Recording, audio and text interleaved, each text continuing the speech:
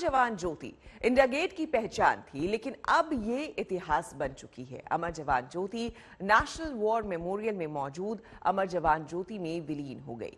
इसके लिए बाकायदा आयोजन हुआ, पर इस तरह अखंड ज्योति के स्थानांतरण पर राजनीति की ज्वाला भड़क उठी।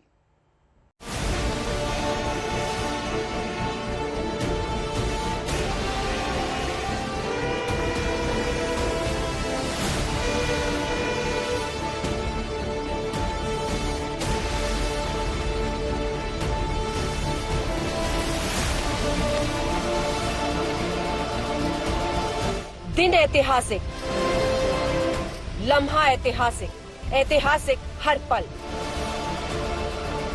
इतिहास बन गए 50 साल।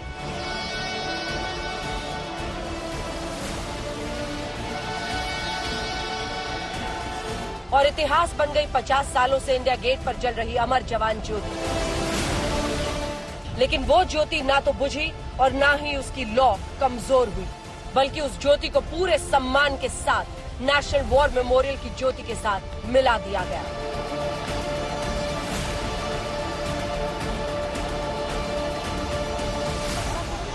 इंडिया गेट से अमर जवान ज्योति की शिफ्टिंग ऐतिहासिक इसलिए भी क्योंकि जिस वक्त पूरे देश के रोंगटे खड़े हो रहे थे, उसी वक्त विरोध में सियासी आवाज बुलंद की जा रही थी। यूथ कांग्रेस के कार्यकर्ता सरकारी फैसले के खिलाफ प्रदर्शन कर रहे थे।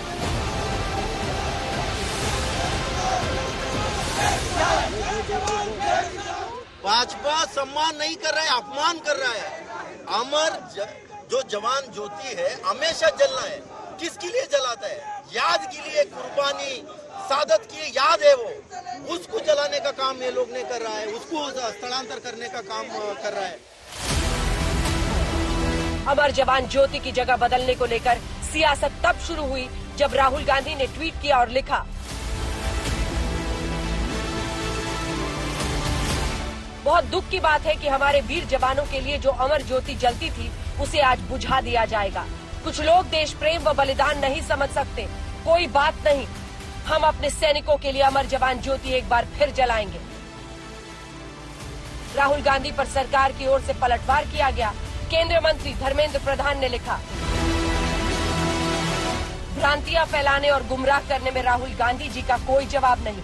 अमर जवान ज्योति की शाश्वत लौ को बुझाया नहीं जा रहा है राहुल जी, उसका राष्ट्रीय युद्ध स्मारक में जल रही ज्योति में विलय किया जा रहा है।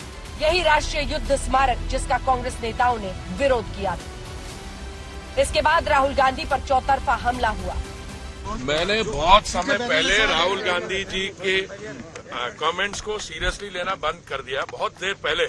वही राहुल गांधी जी हैं जो कहते थे बच्चों, मोदी जी हमारे बच्चों की वैक्सीन कहाँ है, वही राहुल गांधी जी और कई किस्म की बातें करते हैं। अरे मजहब को मर्ज किया जा रहा है to honour all those who have laid down their lives.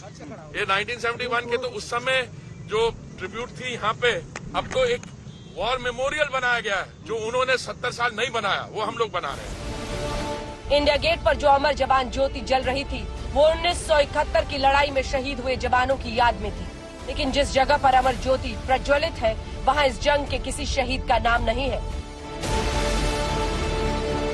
India gate पर जिन सैनिकों के नाम अंकित हैं, वो प्रथम विश्व युद्ध और उसके बाद के युद्धों में शहीद सैनिकों के नाम हैं, जो गुलामी का प्रतीक है।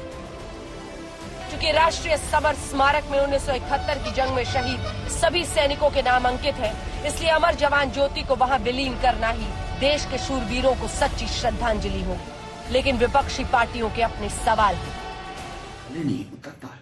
मैं मानता हूं कि आपका कंट्रीब्यूशन हिंदुस्तान के गौरवशाली इतिहास में नहीं रहा, इसकी वजह से एहसास कमतरी भी होता होगा, लेकिन इसका मतलब ये तो कतई नहीं है कि 50 वर्षों से जो लॉ चल रही थी उस लॉ को आप बुझा दें।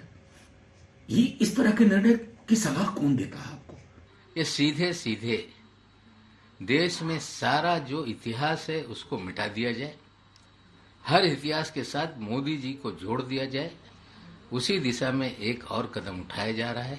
और कई मेमोरियल उन्हें बनाना है बनाए, लेकिन इतिहास मिटाने का खेल जो शुरू है वो ठीक नहीं।